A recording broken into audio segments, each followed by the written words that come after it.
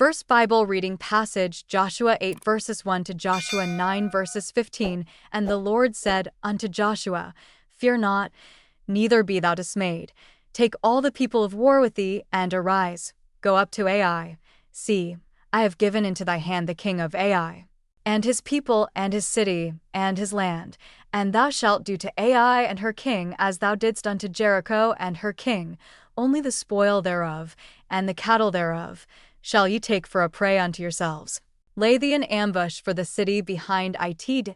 So Joshua arose, and all the people of war, to go up against Ai. And Joshua chose out 30,000 mighty men of valor, and sent them away by night. And he commanded them, saying, Behold, ye shall lie in wait against the city, even behind the city. Go not very far from the city, but be ye all ready. And I, and all the people that are with me, will approach unto the city. And it shall come to pass, when they come out against us, as at the first, that we will flee before them, for they will come out after us, till we have drawn them from the city. For they will say, They flee before us, as at the first. Therefore we will flee before them. Then ye shall rise up from the ambush, and seize upon the city, for the Lord your God will deliver it into your hand. And it shall be, when ye have taken the city, that ye shall set the city on fire, according to the commandment of the Lord shall ye do. See, I have commanded you. Joshua therefore sent them forth, and they went to lie in ambush, and abode between Bethel and Ai, on the west side of Ai. But Joshua lodged that night among the people, and Joshua rose up early in the morning, and numbered the people, and went up, he and the elders of Israel, before the people to Ai. And all the people, even the people of war that were with him, went up and drew nigh, and came before the city, and pitched on the north side of Ai. Now there was a valley between them and Ai, and he took about 5,000 men, and set them to lie in ambush between Bethel and Ai, on the west side of the city. And when they had set the people, even all the host that was on the north of the city, and their liers in wait on the west of the city, Joshua went that night into the midst of the valley. And it came to pass, when the king of Ai saw it, that they hasted and rose up early, and the men of the city went out against Israel to battle, he and all his people at a time appointed, before the plain. But he wist not that there were liers in ambush against him behind the city. And Joshua and all Israel made as if they were beaten before them, and fled by the way of the wilderness. And all the people that were in Ai were called together to pursue after them. And they pursued after Joshua, and were drawn away from the city. And there was not a man left in Ai or Bethel that went not out after Israel. And they left the city open, and pursued after Israel. And the Lord said unto Joshua, Stretch out the spear that is in thy hand toward Ai, for I will give it into thine hand. And Joshua stretched out the spear that he had in his hand toward the city, and the ambush arose quickly out of their place, and they ran as soon as he had stretched out his hand. And they entered into the city, and took it, and hasted, and set the city on fire. And when the men of Ai looked behind them, they saw, and, behold, the smoke of the city ascended up to heaven, and they had no power to flee this way or that way. And the people that fled to the wilderness turned back upon the pursuers. And when Joshua and all Israel saw that the ambush had taken the city, and that the smoke of the city ascended, then they turned again, and slew the men of Ai, and the other issued out of the city against them. So they were in the midst of Israel, some on this side, and some on that side. And they smote them, so that they let none of them remain or escape. And the king of Ai they took alive, and brought him to Joshua. And it came to pass, when Israel had made an end of slaying all the inhabitants of Ai in the field, in the wilderness wherein they chased them, and when they were all fallen on the edge of the sword, until they were consumed, that all the Israelites returned unto Ai, and smote it with the edge of the sword. And so it was, that all that fell that day, both of men and women, were 12,000, even all the men of Ai. For Joshua drew not his hand back, wherewith he stretched out the spear, until he had utterly destroyed all the inhabitants of Ai. Only the cattle and the spoil of that city Israel took for a prey unto themselves, according unto the word of the Lord which he commanded Joshua. And Joshua burnt Ai, and made it an heap forever, even a desolation unto this day. And the king of Ai he hanged on a tree until eventide. And as soon as the sun was down, Joshua commanded that they should take his carcass down from the tree and cast it at the entering of the gate of the city, and raise thereon a great heap of stones that remaineth unto this day.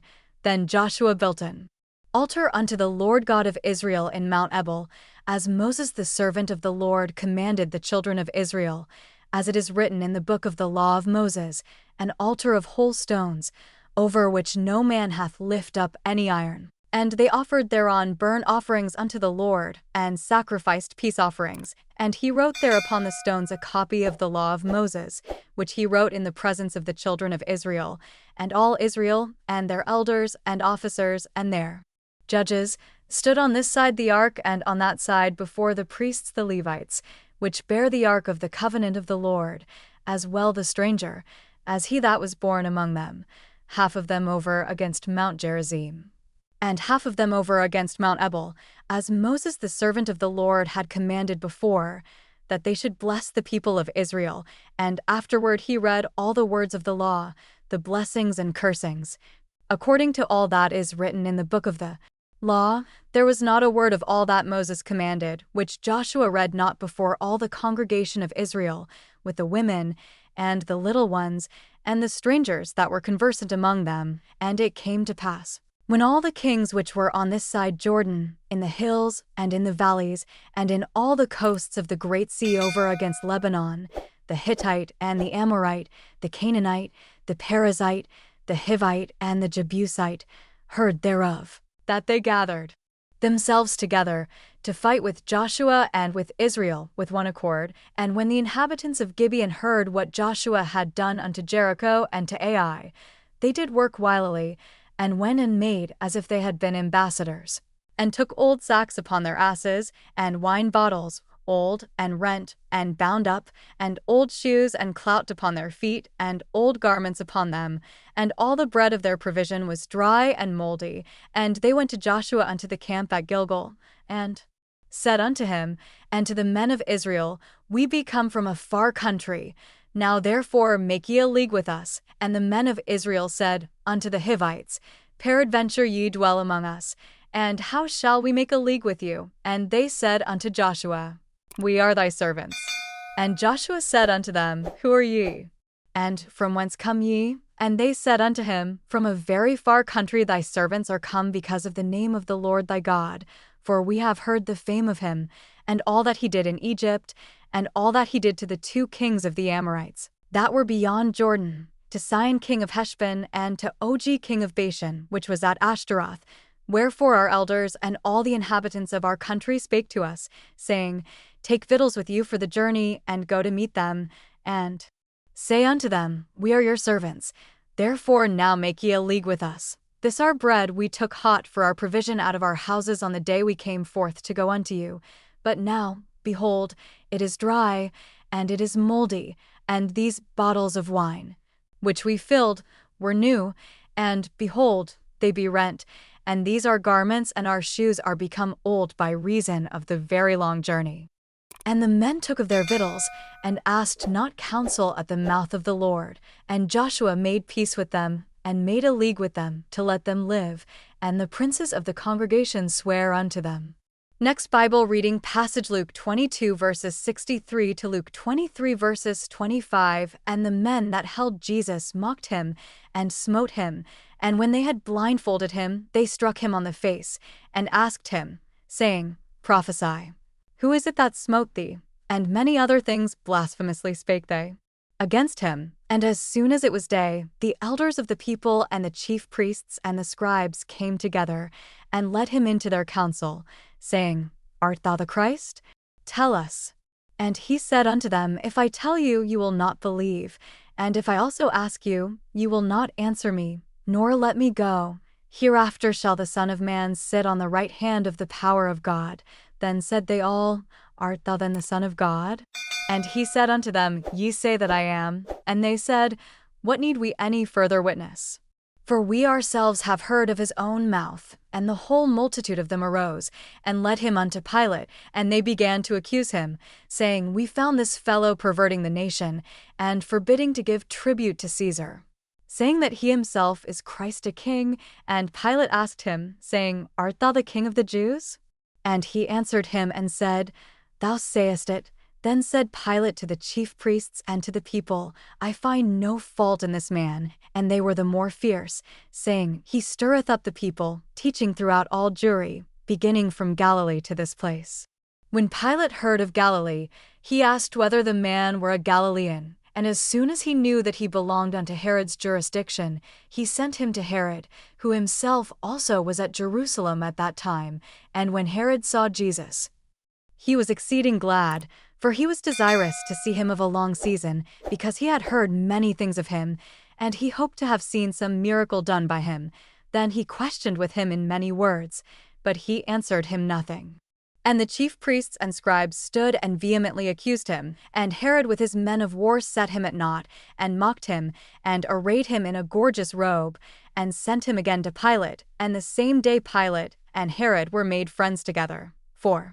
Before they were at enmity between themselves, and Pilate, when he had called together the chief priests and the rulers and the people, said unto them, You have brought this man unto me, as one that perverteth the people, and, behold, I, having examined him before you, have found no fault in this man touching those things whereof ye accuse him, no, nor yet Herod, for I sent you to him. And, lo, nothing worthy of death is done unto him. I will therefore chastise him, and release him.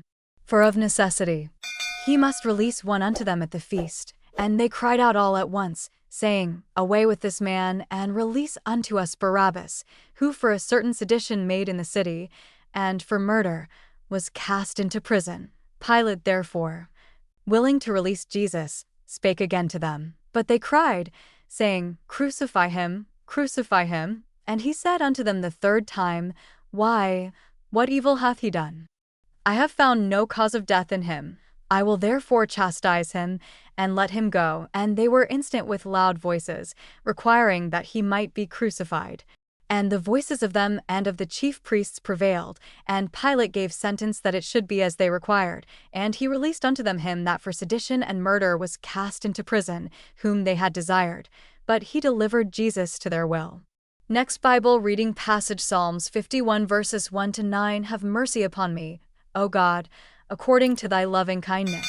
According unto the multitude of thy tender mercies, blot out my transgressions.